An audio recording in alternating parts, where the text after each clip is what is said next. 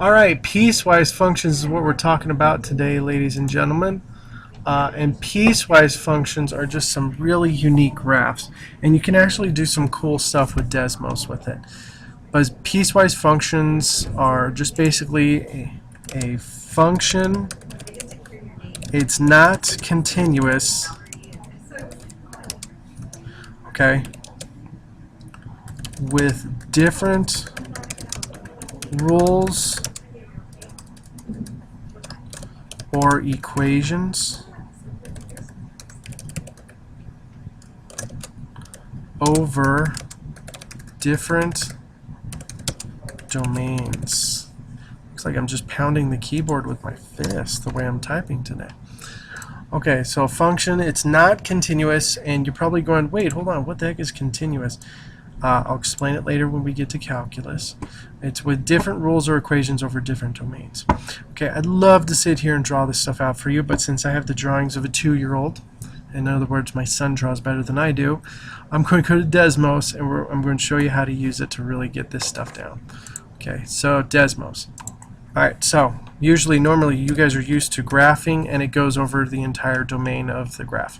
Okay, but what you can do, this is unique, you can enter in curly brackets and get certain domains.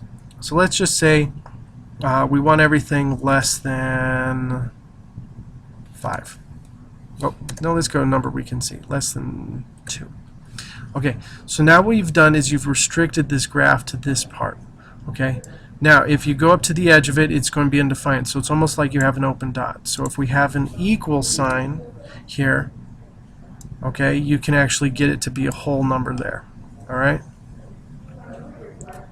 Okay, and let's say now if you want to add some other numbers, let's say we don't want it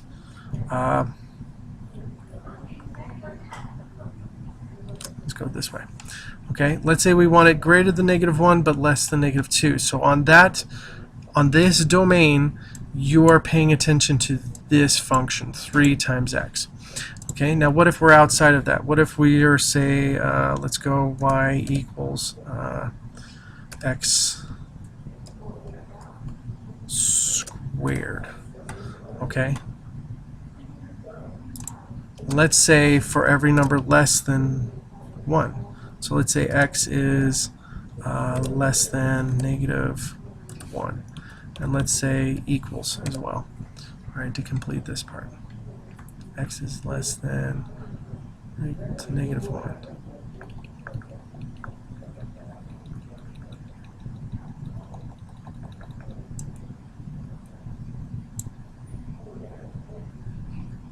X is less than or equal to -1. Why is that not showing up? That's weird. Last time. Oh, geez. No wonder. I forgot my curly brackets. Okay, there we go. So x is less than -1. There we go. Now I have it. So you can enter it in here, and you always want to have everything line up as a function. So in other words, if one ends on a good tail, the other one begins on an undefined tail, because we don't want a non-function here. Okay, and let's enter in something really unique. Y equals square root of x. Let's put the -2 out here, -2. There we go. Okay, now on this one, we're going to put the curly braces. We're going to have x be greater than 2. Okay, all right. So now if we take a look at this, we've got a half part of a parabola over here, a line right here with an open end at one end and a closed end at the other, and then a square root function with an open end at one side, and it goes on forever on the other side. This is technically a piecewise function. Now the reason why I say it's not continuous, and this is a theme you'll hear throughout the ending of semester 2, is that I have to pick up my, if I were to draw with a pencil, I would go, ah, la la la, drawing with the pencil, drawing, oh, now I got to pick up my pencil, start here, la la la la la la. Oh, now I got to pick up my pencil. It's right here. Okay. Now on this range, with everything less than -1, it's continuous between,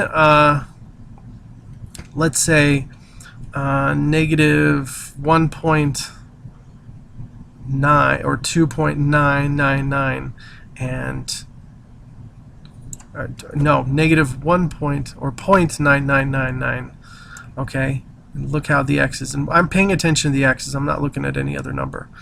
Okay, and 2, this is continuous on those ranges. I'm sorry, on those domains. Okay, all right. But piecewise functions, got to graph with Desmos because it makes your job a whole lot easier. Okay, all right.